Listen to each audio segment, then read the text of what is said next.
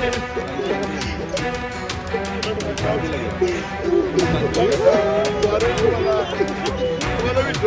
शकतो निर्णय घेताना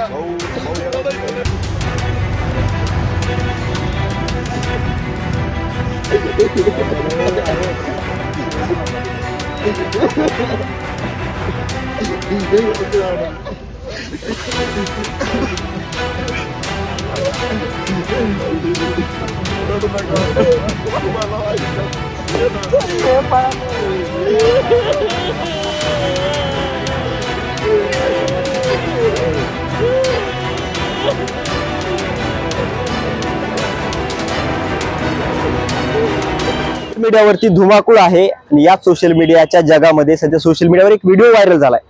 या व्हिडिओमुळे चक्क एका उमेदवाराला आपला उमेदवारी अर्ज मागे घ्यावा लागलाय।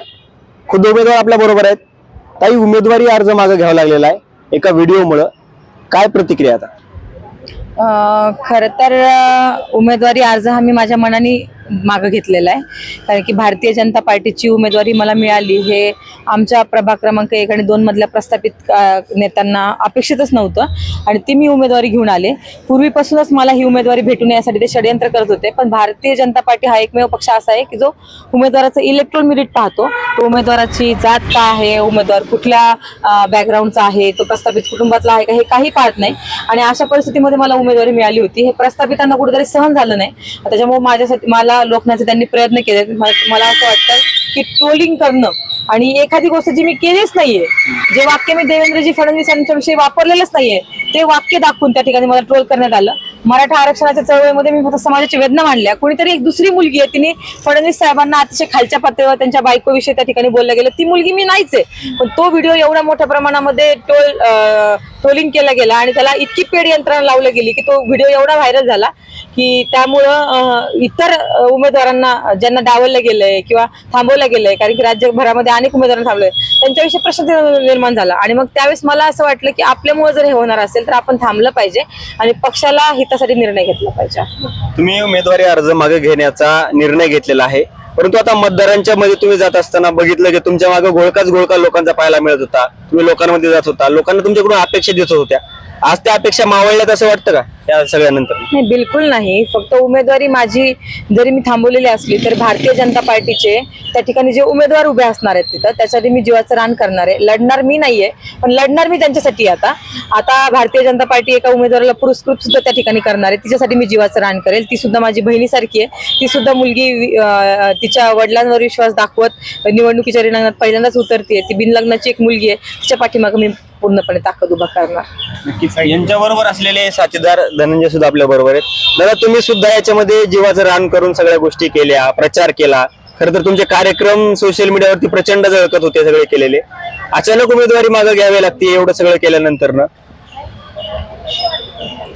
देशातला जगातला नंबर 1चा पक्ष माझ्या पत्नीला उमेदवारी देतो आणि ती दिल्यानंतर आज मला तो विड्रॉल करावा लागतो, एक मानसिक दडपण नक्कीच होतं। पण ते दडपण विड्रॉल करण्यापेक्षा जी लोक कमवली, जी लोक माझ्या पाठीमागे उभे राहिली, ज्या लोकांनी विश्वास ठेवला की हा निवडून येईल, त्या सगळ्या लोकांचा भ्रमनिरास झाला, त्याबद्दल मी त्यांची दिलगिरी व्यक्त करतो। प्रभाग क्रमांक 1 मधल्या नागरिकांची दिलगिरी व्यक्त करतो ज्यांनी तिकीट मिळवण्यासाठी प्रयत्न केले, तर सर्व माझे सहकारी अरविंद गोरे असतील, त्याचबरोबर अशा अनेक असंख्य नाव आहेत, विक्की निकम असेल, उदय पवार, प्रकाश विराजदार, अशा अनेक मंडळी आहेत की खूप लोक आहेत की जे झटले माझ्यासाठी। संघाची एक मोठी विंग आहे, सगळे पत्रकार मंडळी आहेत, ते सगळ्यांचा आभार व्यक्त करतो। सगळी माझी राबलेली टीम आहे, सगळ्यांचा आभार व्यक्त करतो। उमेदवारी लोकांना मिळत नाही आणि मिळाली तर अशा प्रकारची अवस्था झालेली आहे। पण निवडणूक न लढता जिंकणारा जर या जगात कोण असेल तर ते मात्र माझी पत्नी आहे। मी तुम्हाला सांगतो, नगरसेवकाला साधारणतः 1, 2, 3 कोटी रुपयाचं बजेट वर्षाला असतं। निवडणूक लढण्याच्या आधी 5 कोटीचं बजेट आणलं, 5 कोटीची कामं झाली, कामं चालू आहेत।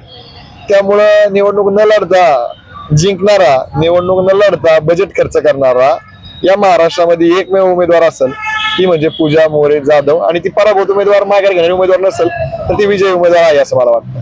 याच्यातला महत्वाचा प्रश्न आहे दादा की तुम्ही सध्या स्वराज्य पक्षामध्ये ऍक्टिव्ह आहात, कार्य करत आहात, सरचिटणीस पद तुमच्याकडे आहे, पूजाताई भाजपमध्ये प्रवेश करतात, भाजपकडून त्यांना उमेदवारी मिळते.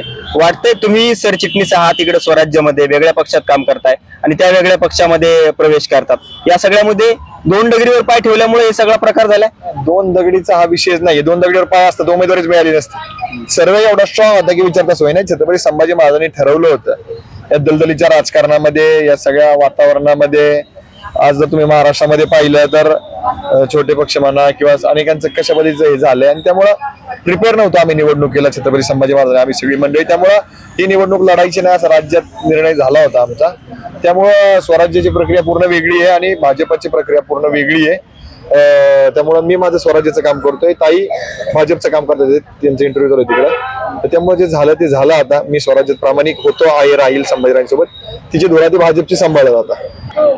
एक तरुणी फडणवीस मी मराठ्यांना आरक्षण मागतीये, तुमची बायको नाही, अशा प्रकारचं जे आहे ते व्हिडिओ मधून बोलतानाचा व्हिडिओ व्हायरल झाला. आणि पूजा मोरे ज्या प्रभाग क्रमांक 2 मधील उमेदवार आहेत, फुले नगर या प्रभागामधील उमेदवार आहेत पुण्याच्या, त्यांना जे आहे ते फॉर्म मागे घ्यावा लागलेला आहे. असे सगळं घडल्यानंतर त्यांनी जरी आता सांगितलं असलं की या सगळ्या घटनेमध्ये जे आहे ते भाजपची कुठेतरी प्रतिमा मलिन होऊ नये, त्यांच्या इतर उमेदवारांवरती हा प्रभाव पडू नये यासाठी मी उमेदवारी मागे घेते असं जरी सांगितलं असलं तरीही आता पक्ष नेतृत्व त्यांच्याबद्दल काय निर्णय घेतं, खरं तर त्याकडे सगळ्यांचं लक्ष लागलेलं आहे आणि ते महत्वाचं असणार आहे.